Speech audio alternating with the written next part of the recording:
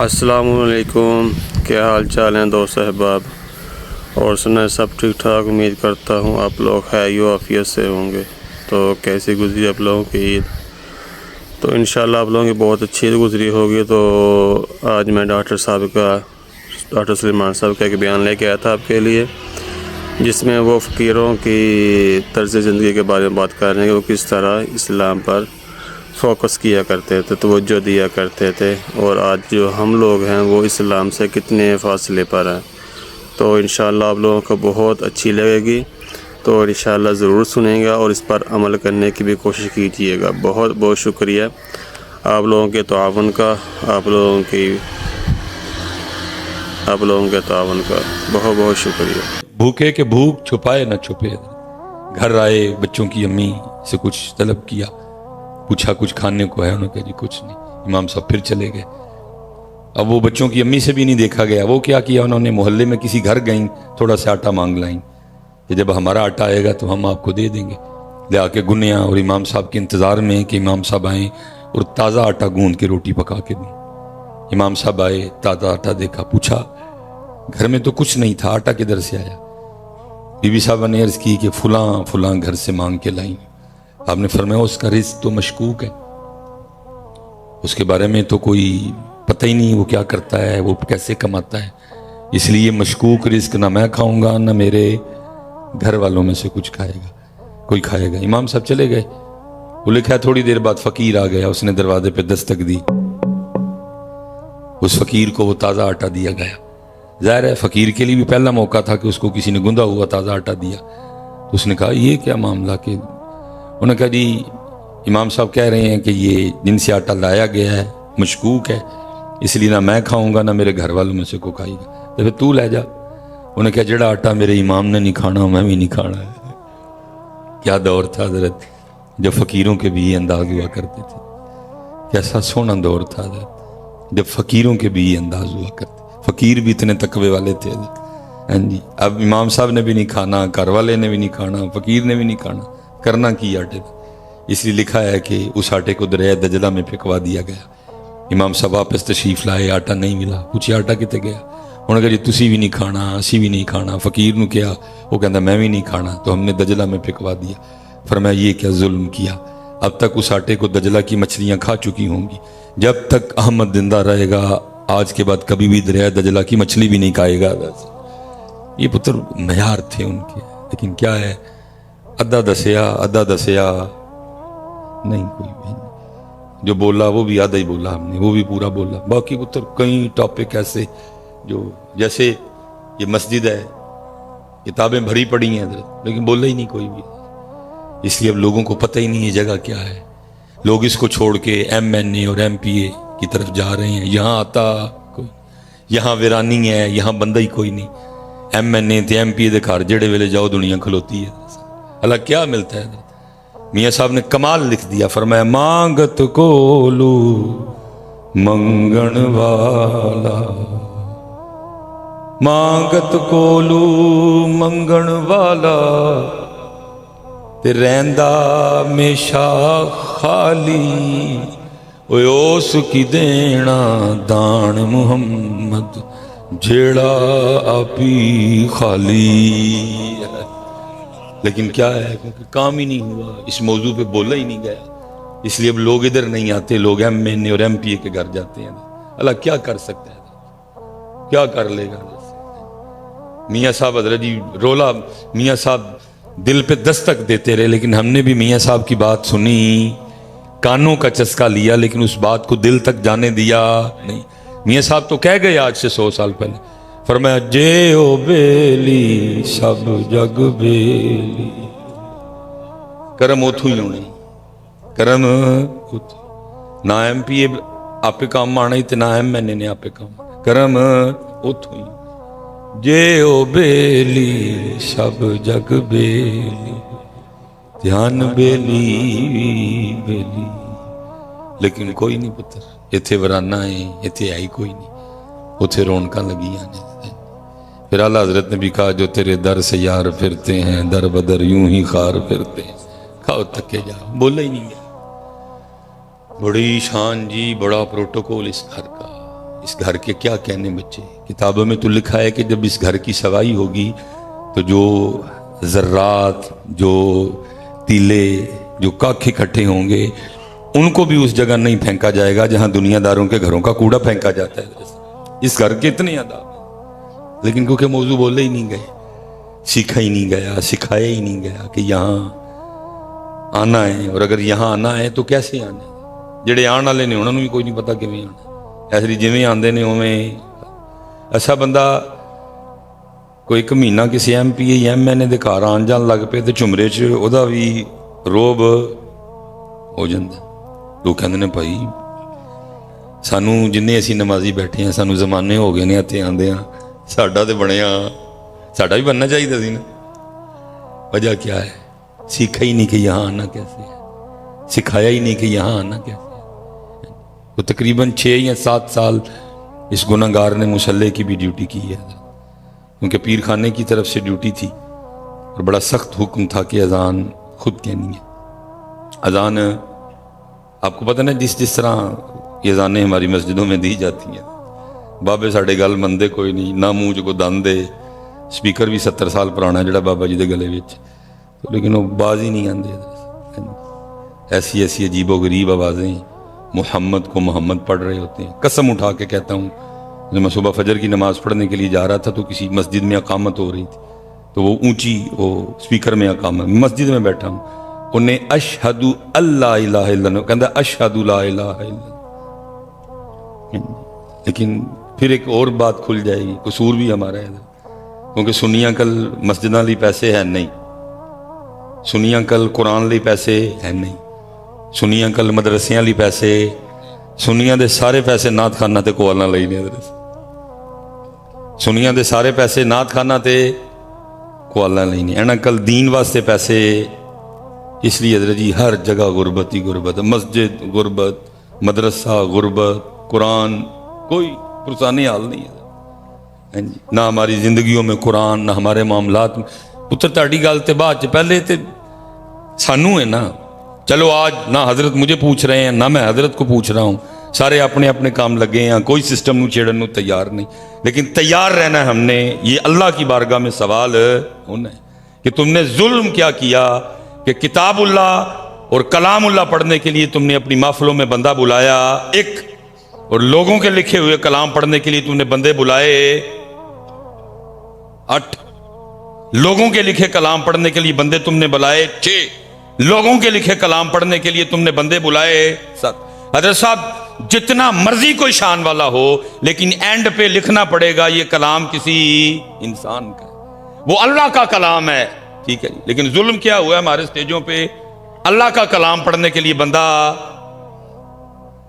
تلاوت ایک، اور حضرت صاحب شعر و شاعری تے بندیاں نے کلام پڑھن دی بندے.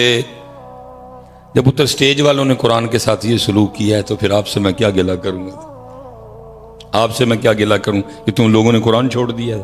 چھوڑ تو ہم نے بھی دیا ہے، چھوڑ تو ہم نے بھی دیا. اللہ نبی علیہ السلام کی حدیث پاک کا مفہوم ہے تمہاری محافل میں سب سے بہترین محفل وہ ہے جس میں ہر چیز پہ قرآن غالب ہو.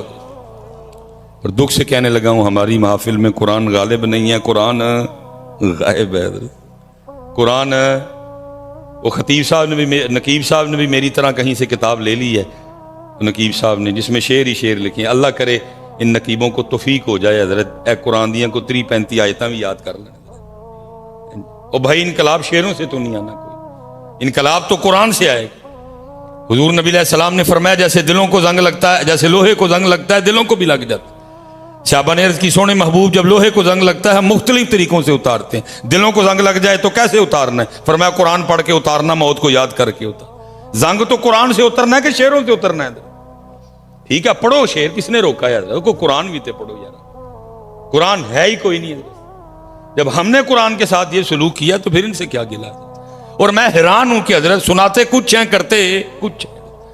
سناتے کیا ہیں کہ حضور غوث اعظم رضی اللہ تعالیٰ عنہ ہر رات ایک قرآن پڑھتے تھے. سناتے یہ ہیں کہ حضرت خواجہ معین الدین چشتی ہر رات ایک قرآن پڑھتے تھے.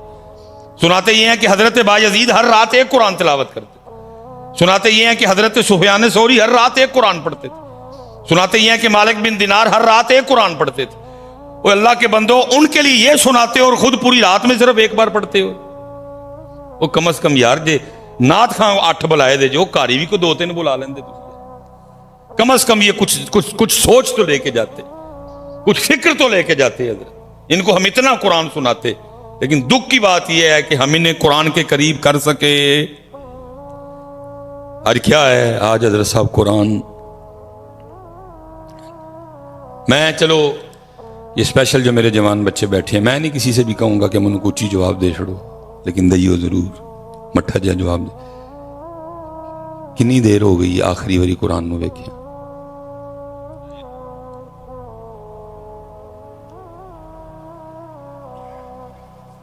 پھر میں ایک باری پوچھاں گا جواب دئیو ضرور, اچھی نہ دئیو مٹھا دئیو ضرور. کنی دیر ہو گئی آخری واری قرآن شریف نو ویکھیا.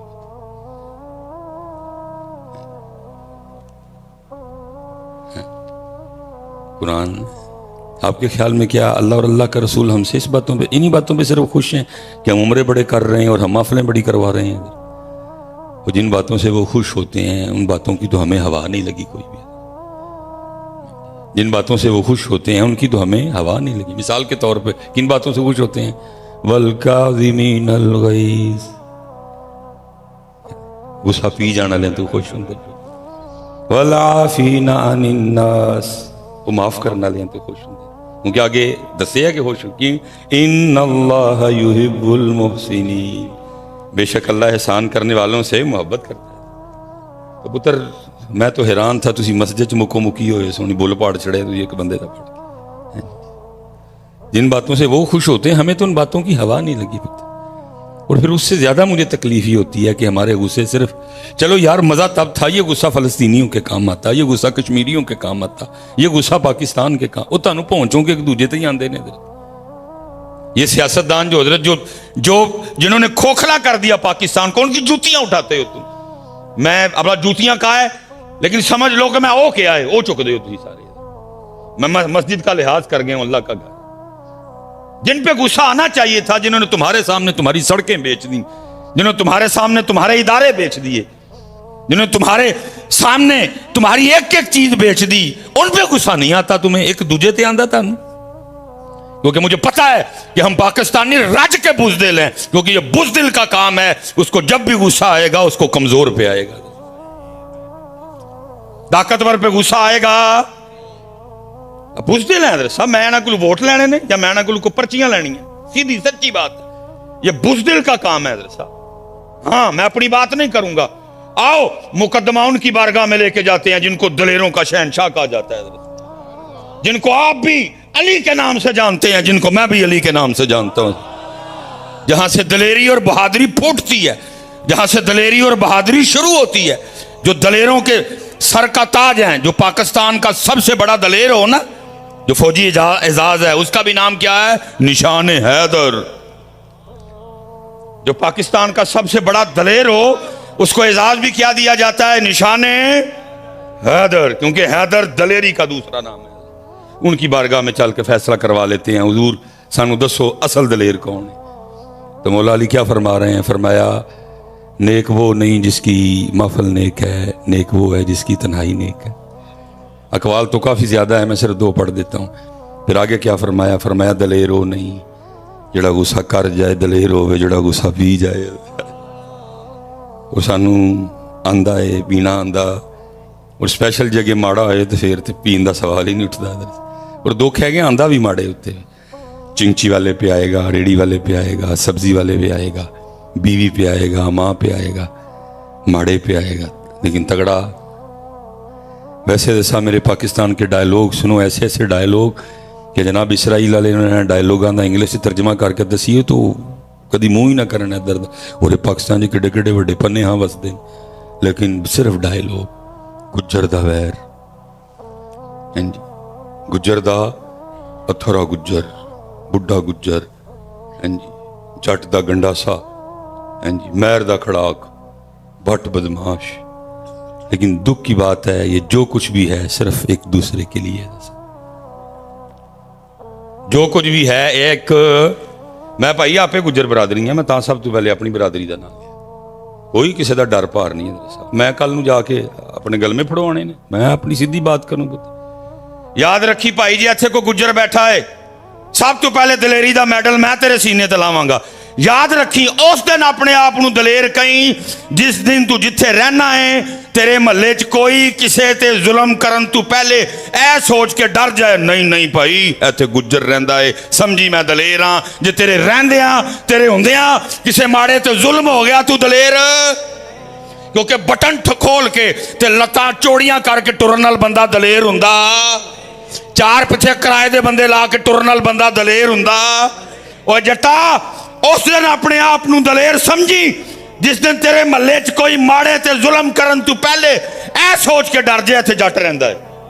ਓਏ ਮੇਰਾ, ਉਸ ਦਿਨ ਆਪਣੇ ਆਪ ਨੂੰ ਦਲੇਰ ਸਮਝੀ ਜਿਸ ਦਿਨ ਕਿਸੇ ਮਾੜੇ ਤੇ, ਕਿਸੇ ਯਤੀਮ ਤੇ, ਕਿਸੇ ਗਰੀਬ ਤੇ ਕੋਈ ਜ਼ੁਲਮ ਕਰਨ ਤੋਂ ਪਹਿਲੇ ਇਹ ਸੋਚ ਕੇ ਡਰ ਜਾਏ ਇੱਥੇ ਮੈਂ ਰਹਿੰਦਾ ਹੈ। ਓਏ ਬੱਟ ਬਦਮਾਸ਼, ਉਸ ਦਿਨ ਆਪਣੇ ਆਪ ਨੂੰ ਦਲੇਰ ਸਮਝੀ ਜਿਸ ਦਿਨ ਕਿਸੇ ਮਾੜੇ ਤੇ ਕੋਈ ਹੱਥ ਪਾਉਣ ਤੋਂ ਪਹਿਲੇ ਇਹ ਸੋਚ ਕੇ ਬਾਜ਼ ਆ ਜਾਏ ਕਿ ਇੱਥੇ ਬੱਟ ਰਹਿੰਦਾ ਹੈ।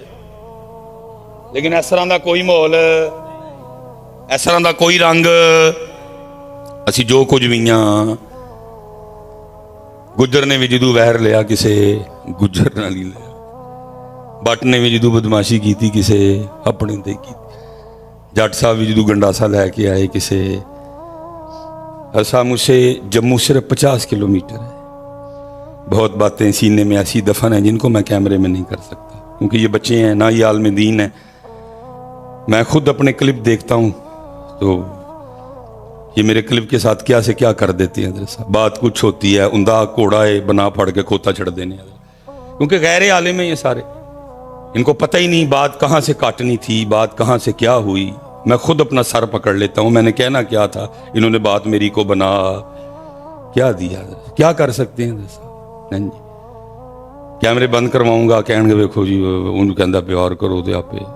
बहुत परेशान हुआ दरअसल मैं पैगाम कोई देता हूँ, ये मेरे पैगाम को कुछ से कुछ बना डालते हैं। ऐसे ऐसे मेरे क्लिप आते हैं, मैं खुद सर पकड़ लेता हूँ, यार ये हो क्या रहा है जी। इसलिए बड़ी बातें सीने में दफन है जिनको मैं कर सकता। मुझसे सिर्फ हज़रत साहब 50 किलोमीटर है जम्मू। मैं इतना हसास मिजाज आदमी हूँ कि मैं जहाँ वो प्लेट लगी है ना जिस पे लिखा है जम्मू 50 के, मैं उस रास्ते से नहीं जाता, क्योंकि मेरा भी ताल्लुक़ जम्मू से है। हम जम्मू के मुहाजिर हैं, मेरे दादा अबू जम्मू, लेकिन वालिद साहब 1950 पाकिस्तान पे। इसलिए जो मर्ज़ी हो जाए, कहीं ना कहीं मेरे अंदर भी जम्मू है, कहीं ना कहीं मेरे खून में भी जम्मू है।